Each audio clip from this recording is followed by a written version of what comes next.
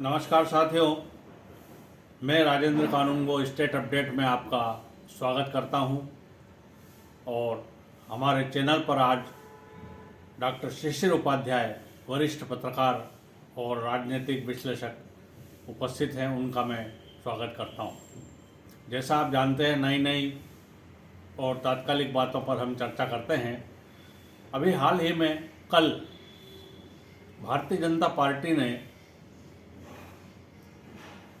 39 मध्य प्रदेश में टिकट जो है घोषित कर दिए और 21 छत्तीसगढ़ में टिकट घोषित कर दिए। और इन टिकटों में जो मध्य प्रदेश में घोषित हुए हैं उसमें से अधिकांश जो टिकट हैं वो हारे हुए प्रत्याशियों को मिले हैं। और इसमें दलीय और गुटीय संतुलन को भी साधने का प्रयास किया है। अब इसमें इतनी जल्दी टिकटों की घोषणा, यह एक पहली बार ऐसा देखने में आ रहा है जो भारतीय जनता पार्टी ने किया है।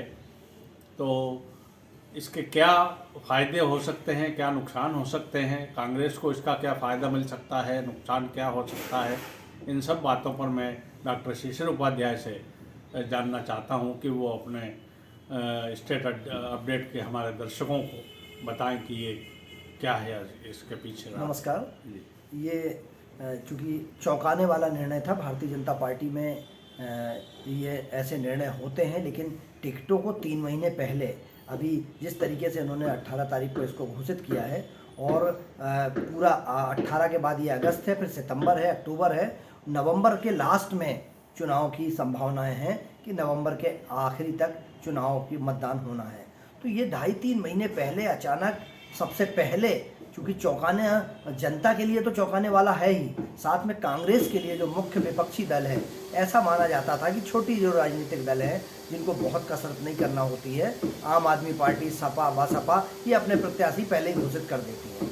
लेकिन भारतीय जनता पार्टी की गंभीरता और भारतीय जनता पार्टी का जो निर्णय है वो सबको इसलिए चौंका रहा है कि लंबे समय से चुनाव हारने वाले, जो चुनाव हार चुके थे और उन सीटों पर ये हारते रहे हैं, उन सीटों पर इन्होंने पहले डिक्लेयर कर दिया और डिक्लेयर करके कह दिया कि आप चुनाव मैदान में कूद जाइए। भोपाल के जो निर्णय हुए, इसके अलावा जो मालवा क्षेत्र के निर्णय हुए, इसके अलावा जो बालाघाट का निर्णय हुआ, जबलपुर क्षेत्र का जो निर्णय हुआ, ऐसे बहुत सारे निर्णय, बुंदेलखंड क्षेत्र का निर्णय हुआ। ये निर्णय ये बताते हैं कि गंभीर है ये। और हारी हुई जो सीटें थी 100 के वो आसपास, उसमें से 39 को इन्होंने सबसे पहले चिन्हित किया है और इन 39 पर मेहनत करने के लिए उन्होंने छोड़ दिया है। जो एक संभावना व्यक्त की जा रही थी, बहुत हर जगह चर्चा, कल बीजेपी कार्यालय में भी और दूसरे अन्य राजनीतिक जहां लोग बैठते हैं वहां पे भी ये चर्चा चल रही थी कि ज्योतिरादित्य सिंधिया के समर्थकों की उपेक्षा हुई क्या। मेरा ये मानना है कि ना तो उपेक्षा हुई है और ना बहुत ज़्यादा तवज्जो दी गई है। जो पार्टी लाइन का काम है, पार्टी ने उसी तरीके से, एक उनकी बहुत विश्वसनीय जो है, जिनको उम्मीद थी कि उनको टिकट मिलेगी, लेकिन ऐदल सिंह कसाना को टिकट देकर ये बता दिया है कि ऐदल सिंह कसाना वही हैं। उनके ऊपर बहुत सारी ऐसे मामले थे, बातचीत चल रही थी, लेकिन सरकार का ये मानना था और भारतीय जनता पार्टी का अपना मेरा ये सोचना है कि भारतीय जनता पार्टी ये मानती है कि जिताऊ कैंडिडेट को ही उतारेंगे। और ऐदल सिंह कंसाना हो या ध्रुव नारायण सिंह हो या आलोक शर्मा हो, ये पूरी शक्ति झोंक कर, अब ये कहने को नहीं रहेगा कि हमें अचानक पता चला। इसके पहले जब ये हारे थे तो उनको लास्ट मोमेंट में पता चलता था कि वो प्रत्याशी हैं और अब उनको मेहनत करना है। अब ध्रुव नारायण सिंह के पास या आलोक शर्मा के पास या ललिता यादव के पास या जो दूसरे अन्य मालवा क्षेत्र में डिक्लेयर किया है, उन लोगों के पास पर्याप्त समय है और उस समय पर वह पूरी तैयारी के साथ बिना ना नुकुर करे चुनाव मैदान में उतर के और पूरी तरह से प्रयास कर सकते हैं कि कोई कमी ना रह जाए। हालांकि जिन सीटों पर ये डिक्लेयर किया है उनमें 35,000 तक हारे हुए हैं और 35,000 बहुत मायने रखते हैं। अगर ये 25-30 हज़ार वोट कवर कर पाते हैं, इस दौरान इनको एंटी इनकम्बेंसी से भी लड़ना होगा। इस दौरान इनको जो इनके दूसरे भीतराघाती होंगे, जो टिकट की उम्मीद कर रहे थे, उनको टिकट नहीं मिला है, उससे भी इनको संघर्ष करना पड़ेगा। तो मुझे लगता है राह बहुत आसान नहीं है, लेकिन भाजपा ने ये पासा फेंक कर बहुत बड़ा जोखिम मोल लिया है। और जोखिम भी क्यों ना लें, उनका ये मानना था कि ये हारी हुई सीट है, यहाँ देकर अगर जो भी मिलता है तो वो प्लस में ही जाएगा, क्योंकि जीत वाली सीटें जो उनके पास हैं वो तो लास्ट मोमेंट में ही तय करेंगे। बिल्कुल, बहुत बड़ी रणनीति के तहत जो है ये टिकट घोषित किए गए हैं। और वैसे देखा जाए, आमतौर पे यदि हम बात करें तो चुनाव के टिकटों की घोषणा जो एंड टाइम पर होती है तो कैंडिडेट को पता नहीं रहता है कि मुझे टिकट मिल रहा है या नहीं मिल रहा है। बहुत सारे दावेदार होते हैं और उनको पर्याप्त प्रचार करने का और अपने आप की जमावट करने का अवसर नहीं मिलता है। तो वैसे जो ये यदि परंपरा बनती है, क्योंकि जैसे बीजेपी ने डिक्लेयर किया तो कांग्रेस को भी निश्चित रूप से इस पर विचार करना पड़ेगा और उसको भी कुछ करना पड़ेगा। तो यदि ये परंपरा कायम होती है कि सारी सीटें जो हैं वो यदि पहले डिक्लेयर हो जाएं काफ़ी लंबे समय पहले, तो राजनीतिक व्यक्ति जो है अपने राजनीति की जमावट वहाँ कर सकेगा और उसी के साथ वो अपना प्रचार भी ढंग से कर सकेगा। तो ये बातें हैं।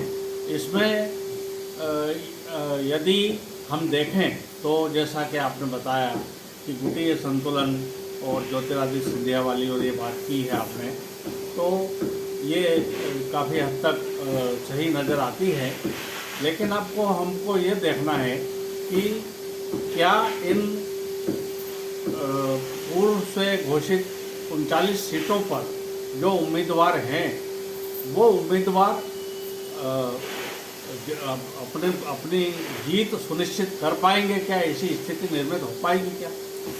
सर देखिए, ये भारतीय जनता पार्टी ने एक दांव चला है और भारतीय जनता पार्टी की ये सारी सीटें हारी हुई सीटें थी। इनमें से जो कुछ भी मिलेगा, अगर वो 39 में से 20 सीटें भी जीत जाते हैं, 10 सीटें भी जीत जाते हैं, तो उनके प्लस में रहेगा ये। और ये बहुत बड़ी बात है कि वो हारी हुई सीटों को पहले उन्होंने चुनौती के रूप में लिया है। और मेरा ये मानना है कि हारी हुई जो सीटें हैं उन सीटों पर इनको इतना पर्याप्त समय दे दिया है। एक चीज़ जरूर, पहले घोषित कर देने का लाभ भी है और पहले घोषित कर देने का नुकसान भी है।